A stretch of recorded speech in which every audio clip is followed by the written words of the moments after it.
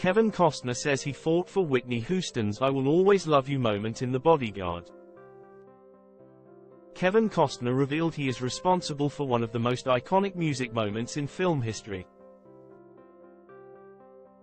In a recent appearance on The Kelly Clarkson Show, Costner shared a shocking revelation into Whitney Houston's iconic performance of "I Will Always Love You" in the 1992 film The Bodyguard. Costner, who starred opposite the late singer in the film, disclosed how he fought with studio executives to include Houston's now iconic a cappella rendition of the hit song. During the interview, Clarkson brought up a rumor she had heard about Costner's involvement in the pivotal scene. She asked, "Is it true that you were the one who insisted Whitney sing 'I Will Always Love You' a cappella in the movie?" Costner confirmed the rumor, explaining the resistance he faced from the studio. "Yeah, they weren't that wild about it on the record side of things, and I said, 'You guys need to get over that,'" he recounted. "I said, 'Don't be too sure they won't play it on the radio.' For me, Whitney was doing almost an apology moment at that point, and what better way to let somebody know they really mean what they're singing to you when they don't need the music behind them. Let me sing to you what I feel about you." The actor's vision for the scene was driven by his instinct to strip away the music and let Houston's powerful voice and emotion shine through unaccompanied. Of course, the band kicks in and we know when it does, the hair on your arm stands up. That was just an instinct that I had. Let's not have any music and let her stand up there just bare and say you were important to me at a certain point in her life, Costner elaborated. Clarkson, clearly moved by Costner's anecdote, praised the simplicity and beauty of the moment. She inquired if Costner had similar experiences on other film sets. "Yeah, I pick music all the time. It's hard sometimes to go up to a world-class composer and say, 'I'm not liking this,'" Costner admitted. He emphasized the importance of intuition in recognizing the potential impact of a scene or song.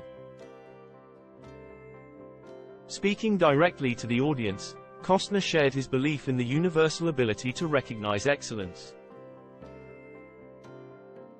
"You know a good singer or athlete when you see one, and you know good music," he said. Clarkson concluded the segment by highlighting the necessity for harmony between music and film, noting that music and film need to feel like a duet. During an appearance on Dax Shepard and Monica Padman's Armchair Expert podcast earlier this month, Costner recalled his time with Houston, who was only 29 when the film hit theaters in November 1992. The romantic drama, in which Houston played a famous singer with a stalker who falls in love with her bodyguard, played by Costner, received mixed reviews, but it was massively successful at the box office, earning $410 million worldwide. "She was my choice," the two-time Oscar winner said. "So I was the actor, I produced it, and I picked her."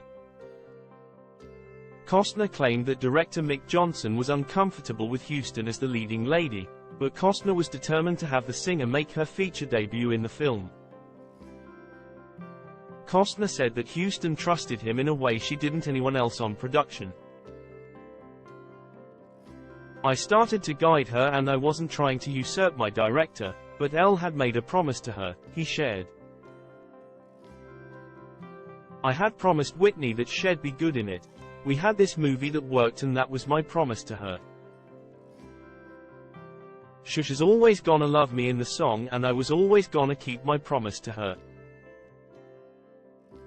The bond between Costner and Houston remained tight throughout the years, so much so that the actor was called upon to give a eulogy at her public memorial in February 2012. Even more successful was the Bodyguard soundtrack, on which Whitney co-executive produced and recorded 6 new songs. Her cover of Dolly Parton's "I Will Always Love You" remains one of the best-selling physical singles of all time, going platinum 18 times over, and won the performer the Grammy Awards for Album of the Year and Record of the Year in 1994. The album would go on to be named the top-selling soundtrack album of the century by the RIAA.